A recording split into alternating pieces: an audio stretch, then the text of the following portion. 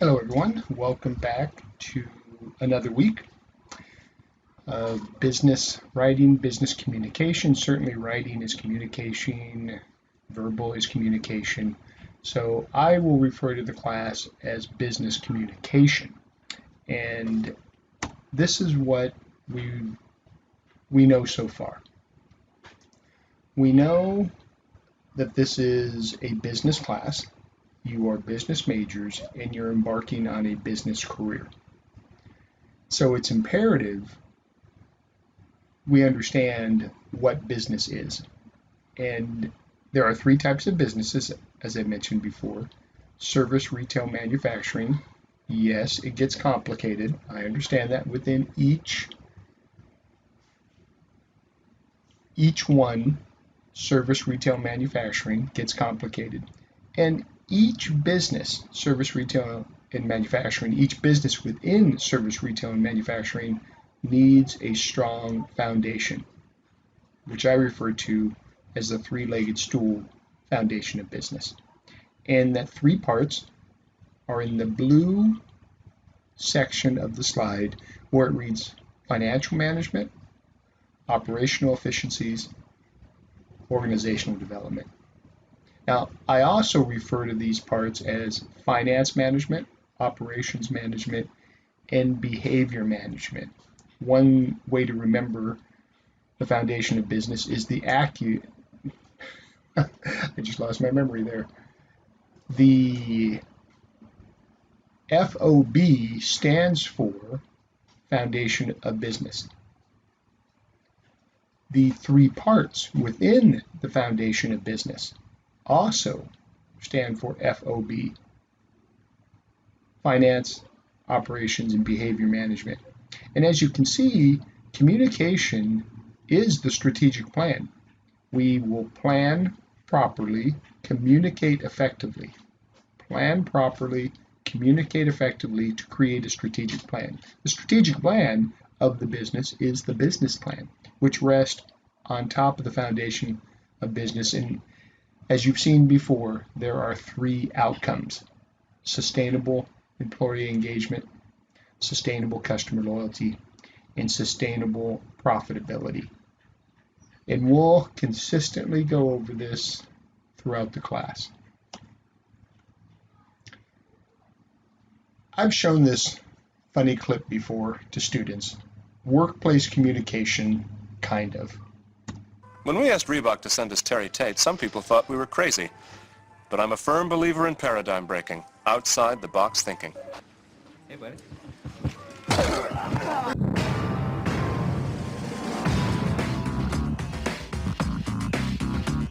Whoa! Break was over 15 minutes ago! Since Terry's been with us, our productivity has gone up 46%. We're getting more from our employees than ever before. You know you need a cover sheet on your TPS reports, Richard. That ain't new, baby. Hey, Terry. Hey, Janice. But what's really impressed me is how Terry's become part of the Felcher family. Get high, baby. He fits right in here. That's a long distance call, Doug. To be honest, I wish Reebok sent us 10 Terry Tates.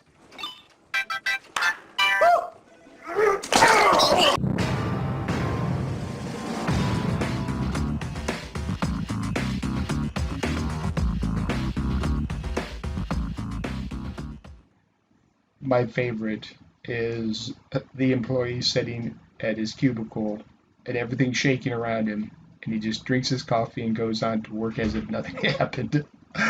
Though this is funny, workplace communication is paramount to either increasing the corporate culture or decreasing the corporate culture.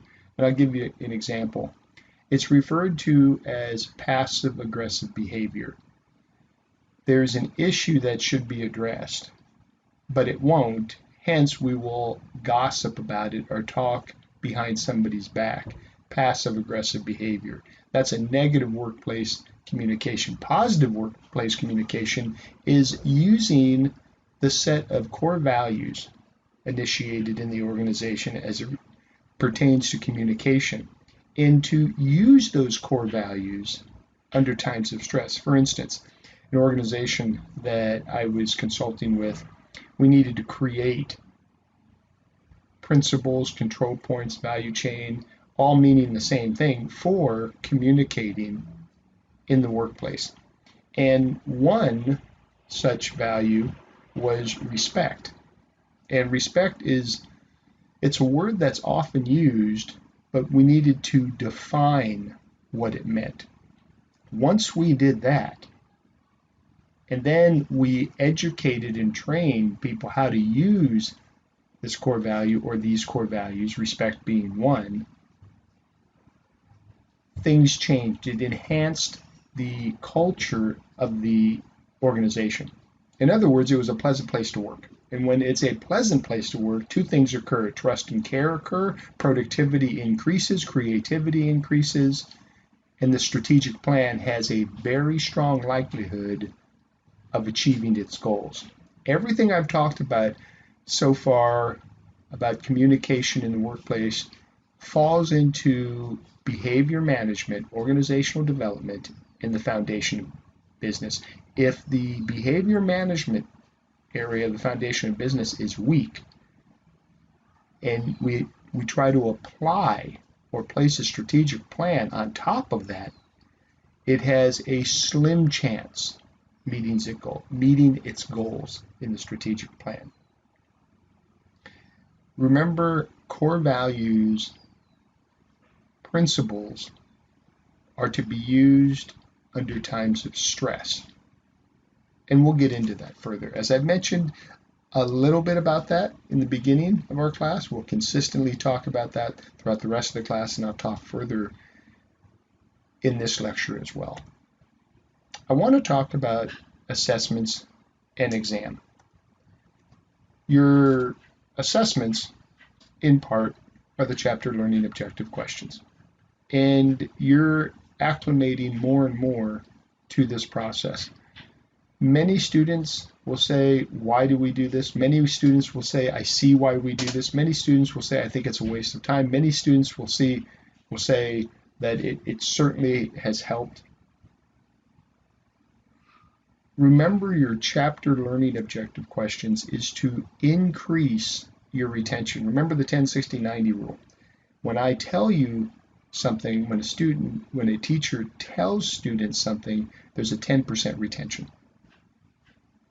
When the instructor shows students, then retention goes up to 60%, and that's as far as we can take you.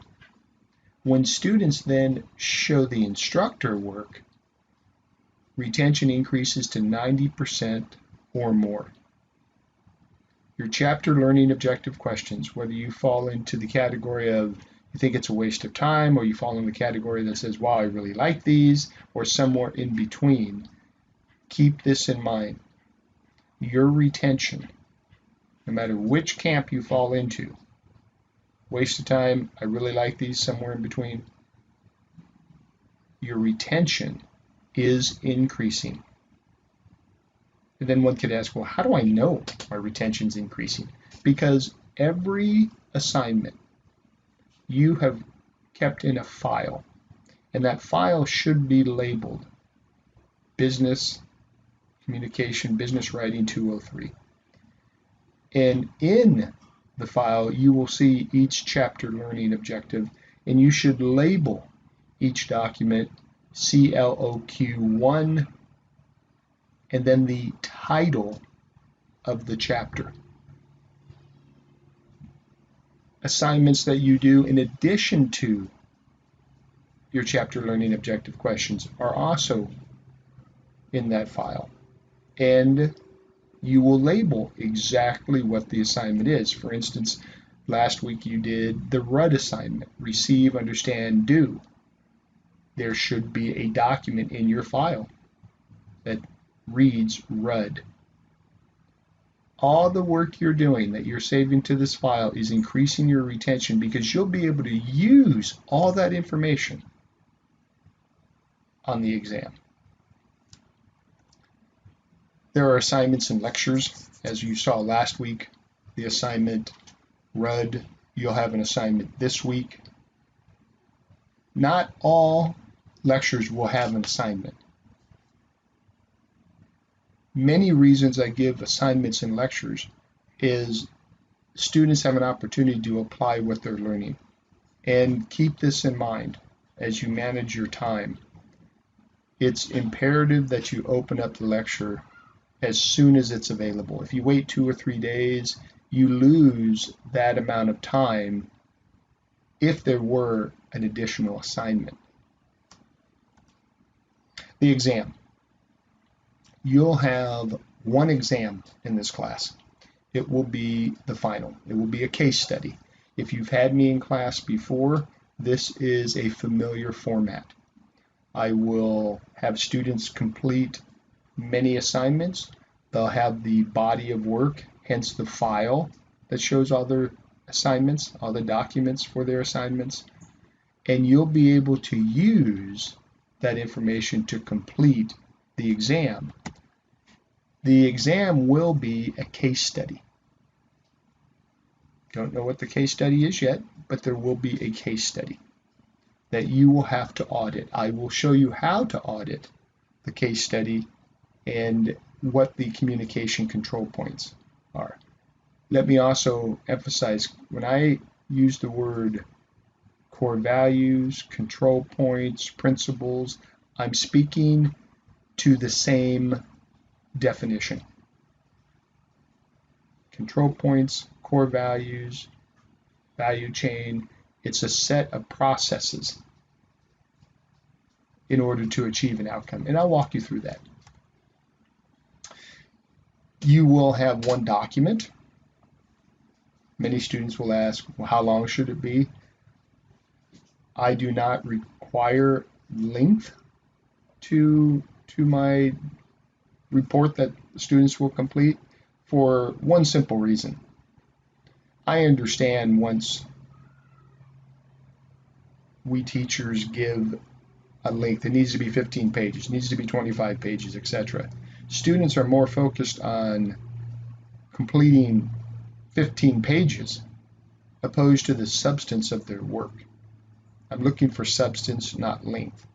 And I'll talk about that further as we get into the die process report, because you use the die process report to write your report after you audit the case study.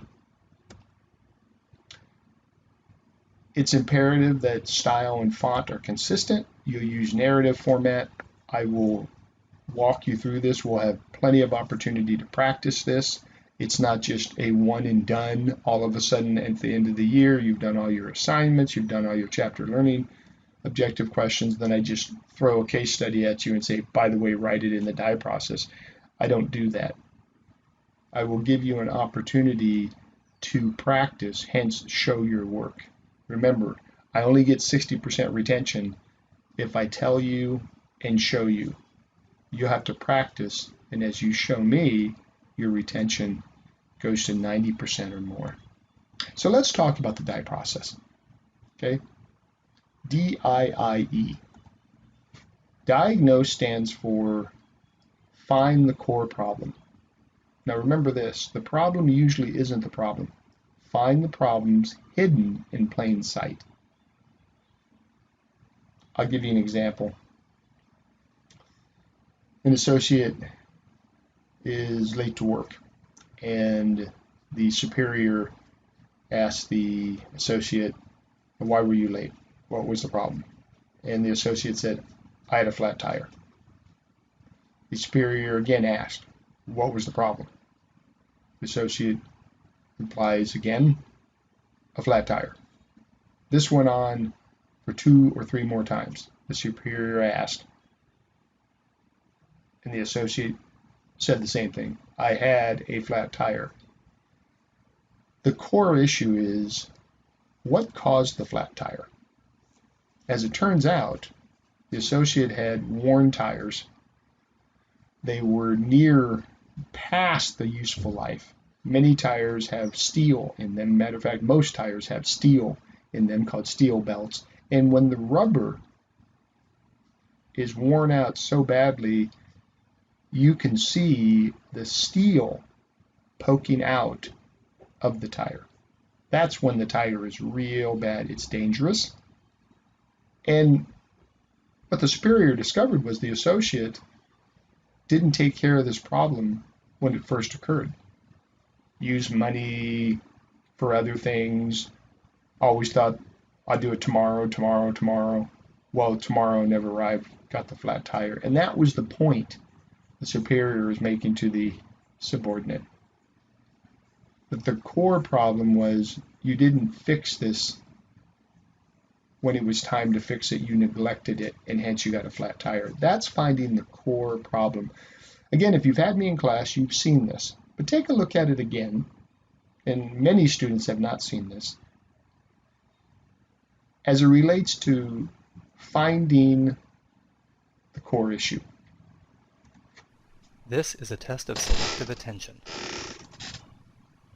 Count how many times the players wearing white pass the basketball.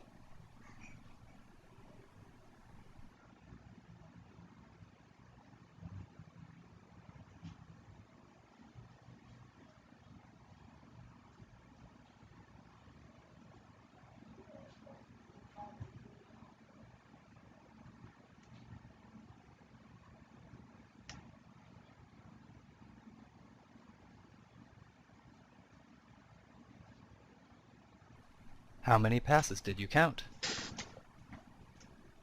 The correct answer is 15 passes. But did you see the gorilla?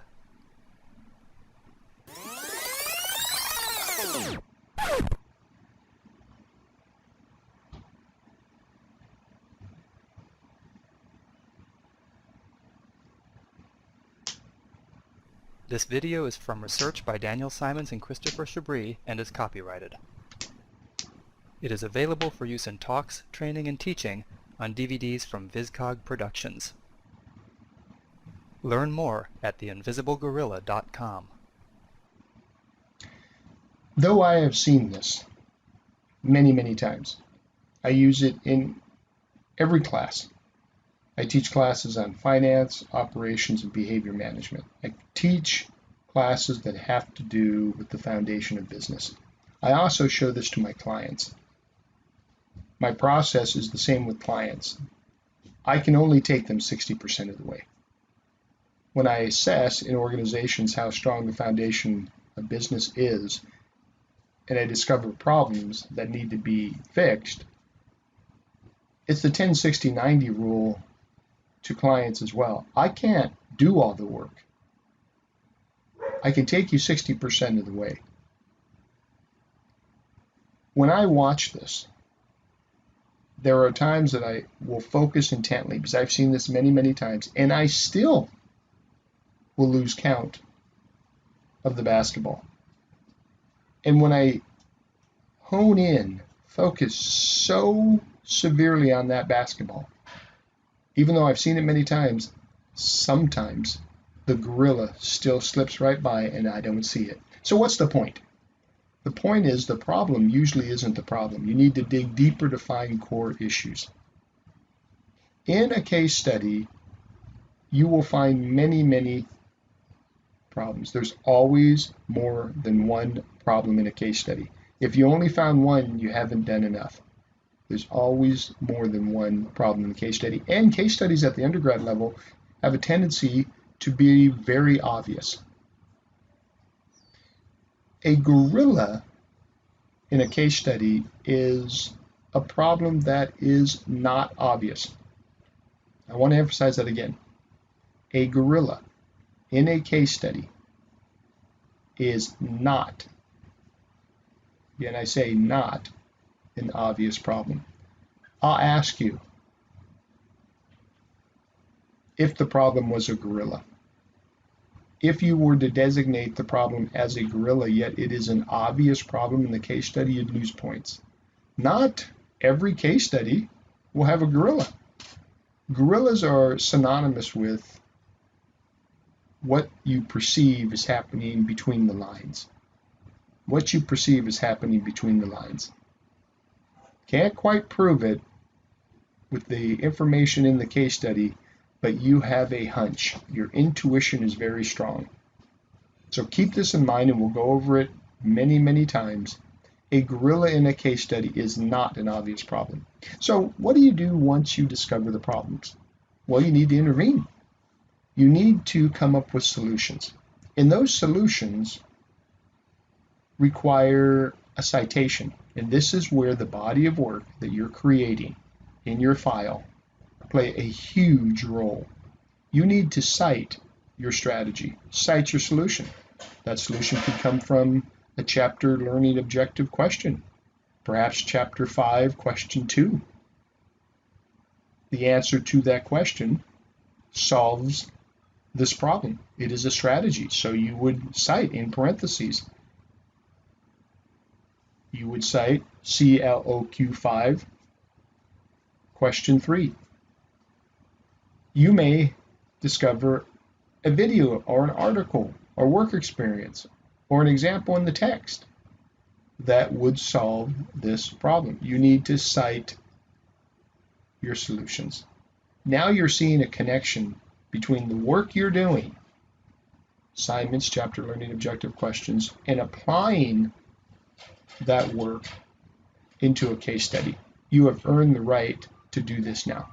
It is impossible to complete a course revolving around case studies as assessments if students do not do the work. You've earned the right to be here. So once you solve it, you need to implement. Implement the solution. That's telling the reader how to implement. I refer to this as the IKEA approach. If you have not been to the IKEA store in San Diego, I suggest you go. When you walk into an IKEA store and you purchase some furniture, keep this in mind. Everything you purchase comes with some assembly required. Matter of fact, all assembly required. You got to put it together.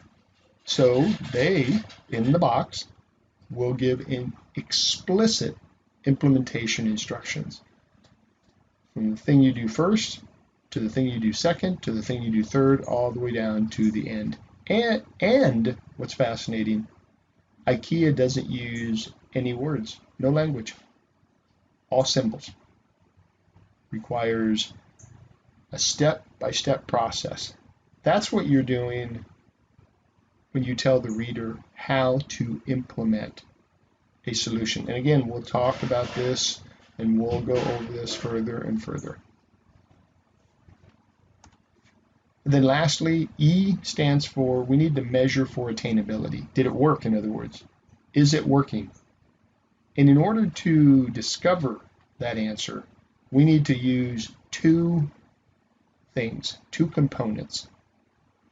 One is called the measurement tool, and the other is an element of time. The tool is the report. The measurement tool is a report you're going to review. And then the element of time is how often will you review that report? Here's an example, going back to the associates who's late, got a flat tire. Well, we discover that the associate is chronically late, and the manager will initiate an individual discipline plan. And it clearly lays out the associate to the manager says we have 1 week to make sure you are on time every day. If not, you could be terminated. And the manager will say to the employee, the associate, I'm going to review, and this is the measurement tool, the punch detail.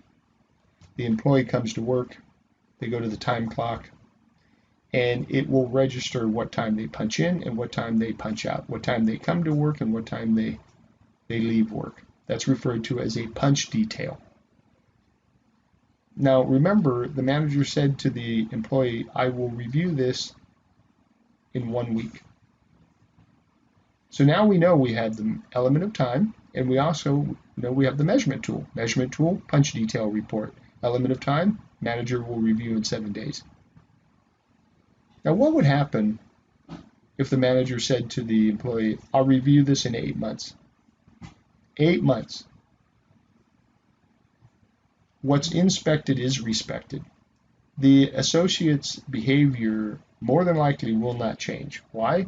Because, I know he's not going to check this for 8 months. Oh, I don't feel like being to work on time, or I overslept today. There's not a sense of urgency to make a behavioral change because the manager's not looking at the punch detail report until 8 months.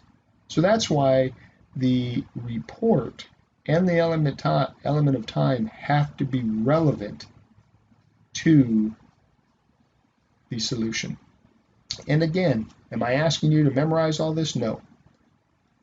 I want to acclimate you, start the acclimation process using the DIE report, because this is what you'll do as you learn this process and apply it to a case study or case studies. Okay, here's the DIE process format. I will provide this for you.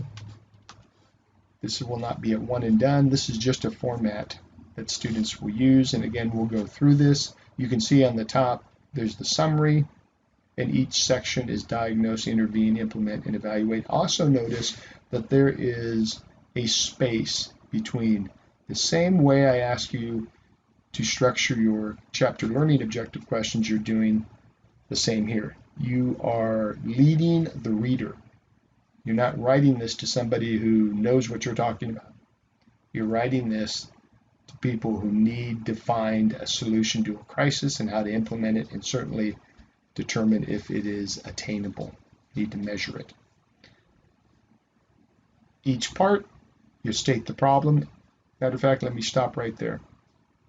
Grab your attention immediately. Notice how it shows the number 1.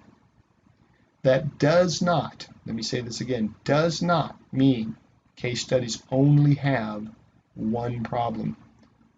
This is just a format. This is just a template. You will have more than one problem. I will say this now, about 30% of the students will only complete one problem through the DIE process. So keep that tickle in your ear. Case studies always have more than one problem.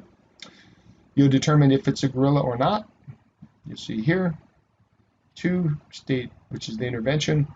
State the solution, give commentary to why the solution will be effective, and then cite your solution. You're going to implement, state the solution. You just did, it's right there, just carry it down. Give step-by-step instructions using number format, not bullet points, number format. And then give commentary when necessary. Here's a tickler in your ear. When it comes to implementation, if any step sounds like a solution, then it's not detailed enough.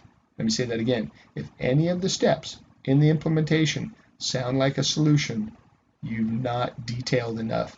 Hence, you may want to provide commentary to a step. And then evaluation, as I mentioned, you're going to show the measurement tool and the element of time. Measurement tool and element of time, and then tell the reader what the result will be. Well, that you've already done, because here you've given commentary to why the solution will be effective, and then you can just carry it down. Okay, your brain may be bleeding. That's not my purpose. It's just enough to get you started to understand what process you're going to use as I assess your knowledge for this course. So let's talk about communication as we've done. We determine communication, understanding feelings from information. Okay?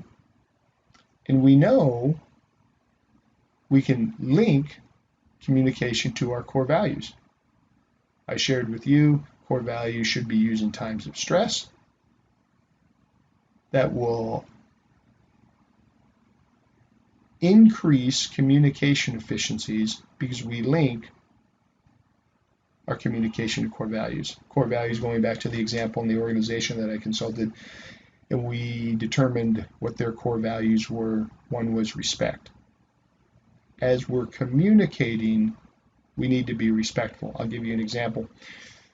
I had an amazing manager who ran our wedding business, and wedding businesses are quite lucrative.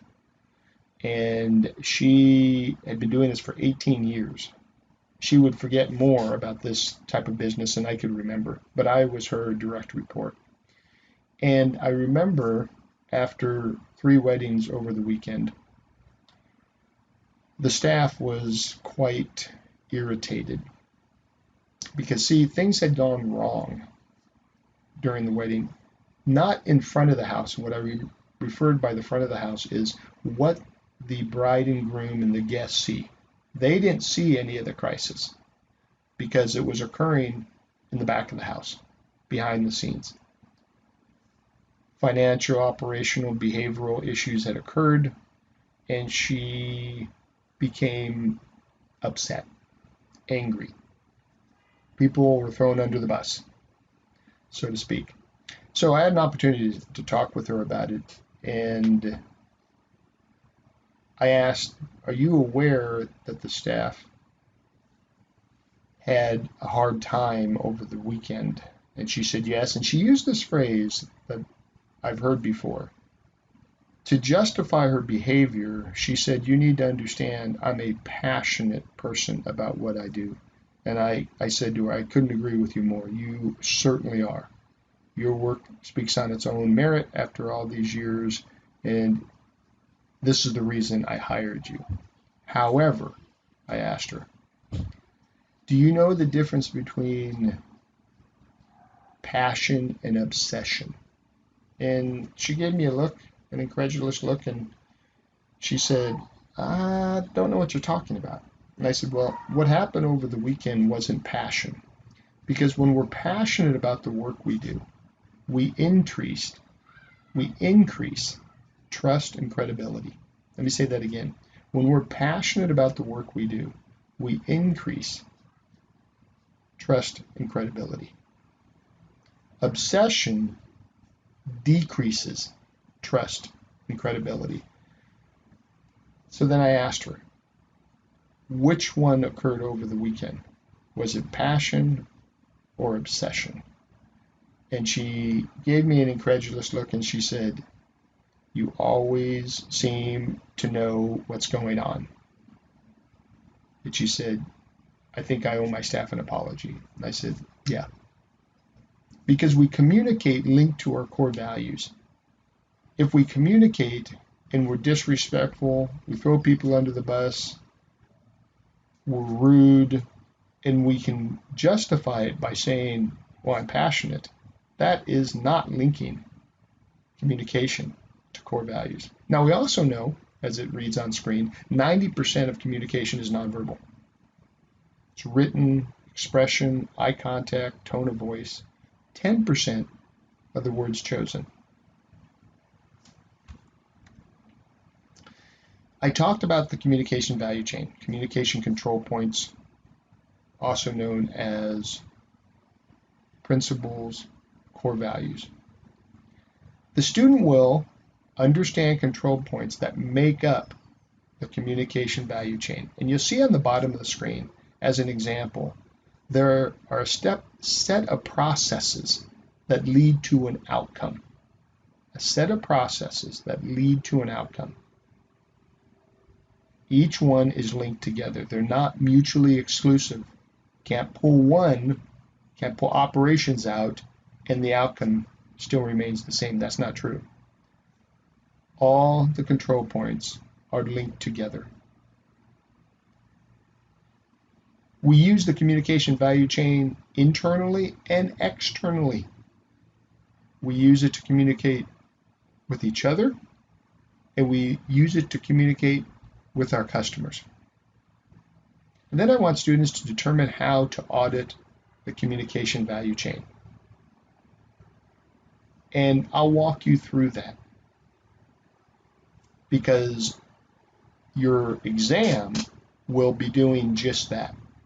You will evaluate if these control points, if these core values were used in the case study. If they were not, well, that's you may have discovered the problem or problems. So let's talk about these control points. One, their core values. What's the definition? Practice core values of the organization. Were core values used in communicating? The example I gave you about my wedding director, the answer was no, hence an apology was necessary. Was there empathy? This is aware of other perspectives and feelings. I don't necessarily have to had the same experience that the individual is sharing with me, but empathy says, wow, I'm aware of your feelings. That must have been devastating. Women do this very well. They can validate. Men, we have a tendency to listen just long enough to fix it. And just generally speaking, empathy says, though I have not gone through what you've gone through, I can certainly tell that must have been painful.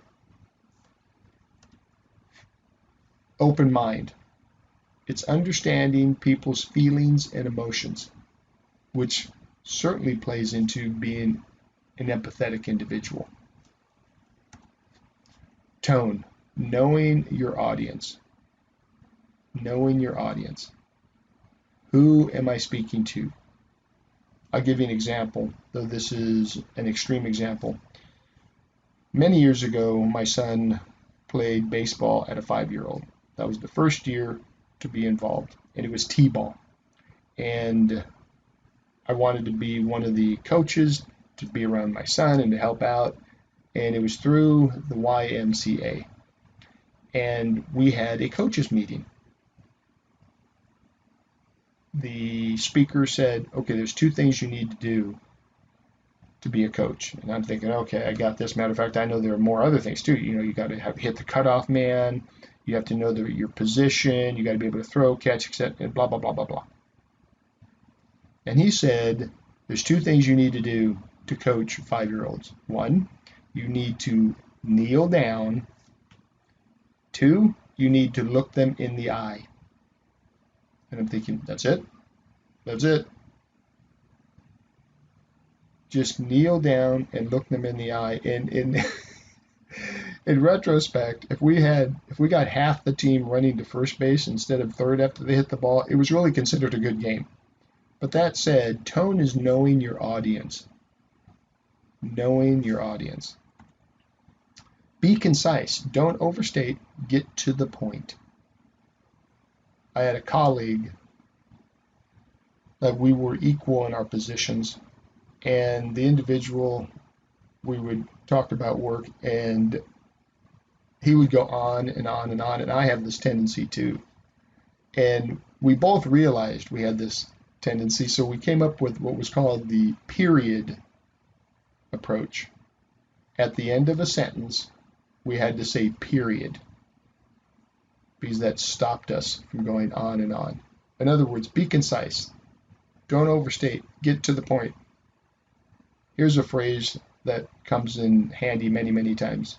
Say what you mean what you say, just don't say it mean. Say what you mean what you say, just don't say it mean. That's being concise. Listen actively. This is where an open mind, empathetic individual becomes more of an active listener.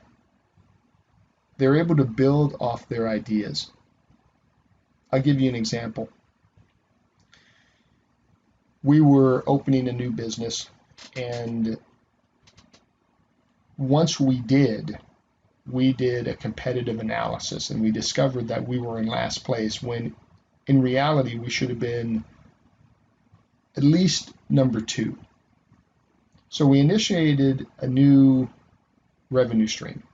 So I pulled the team together, and the team came from every area, every department in the organization, not just sales and marketing, not just research and development, etc., not just accounting.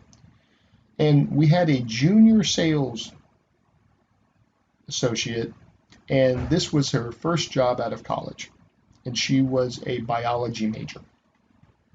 And she was so good at understanding and communicating with people, we knew she would fit this sales role very, very well. And she did. So she comes up with an idea, because the whole purpose of gathering the team together in a boardroom is to come up with ideas. And she came up with an idea that would be many giveaways to the consumer. And now, I'm an accountant also. One of my degrees is in accounting, and yet one of my degrees is in organizational development, behavior management. And so I'm listening, and my accounting ears went up. The first thing I thought was, oh, we can't do that. That's going to be too expensive. Nope, can't do that. Now, I was the lead person on this collaborative opportunity to grow revenue. And I knew if I were to say that out loud, it would crush the enthusiasm, the innovative, creative environment that was necessary to come up with ideas. Instead, I put my organizational development hat on and thought, wait, strategies always come first, and then you build the cost to those strategies. In other words, we don't know if we can't do this. It might be cost prohibitive. But the fact of the matter is, when we listen actively, we become more open-minded, and we're better able to build off their ideas to grow innovation and creativity. Teamwork. These are committed leaders. Let's define leaders. Leaders are the ability to put others before oneself. Let me say that again. Leaders, what makes a leader is for their ability to put others before themselves. So, my apologies. One more. Receiving, understanding information given. You completed an assignment called RUD, receive, understand, and do. And so here are the control points that will lead to effective communication. If we use all these in the organization, this is what will be produced. In other words, in order to be an effective communicator, we need to deploy all these, particularly under stress. So, that said, this is what I need you to do. This will be due Tuesday at midnight. I will post not only the die process template, which you won't have to do anything with, not yet. Just get you started, get your feet wet, so to speak, on what the die process is. For your assignment, this template will be available on Cougar Courses, and I need you to complete each one. What I mean by each one, number one, what is the principle? You will state the principle and the definition, scope and definition. And where do you find that? Here. You would write core values and then the definition. You will then go to number two. What's the control point and what's the definition? You don't have to worry about this section, which is a step-by-step process. Don't have to do that yet. The department responsible, you won't have to worry about that, and you won't have to worry about last audited. This is a tool we use in the field as we audit communication. It's referred to as a standard operating procedure for communication, because remember, what are we trying to accomplish here? We're trying to accomplish effective communication. Effective communication is part of the foundation of business in behavior management. This will be due Tuesday at midnight. Tuesday at midnight, complete the SOP, control points for communication. Remember, tell the reader what the control point is and provide the definition. Any questions, don't hesitate, reach out to me. You can reach again through text. If you do, just state your name and which class. Email if you need to speak to me. Just arrange for a time that works for you, time and day, and we can communicate that way as well. Have a wonderful week.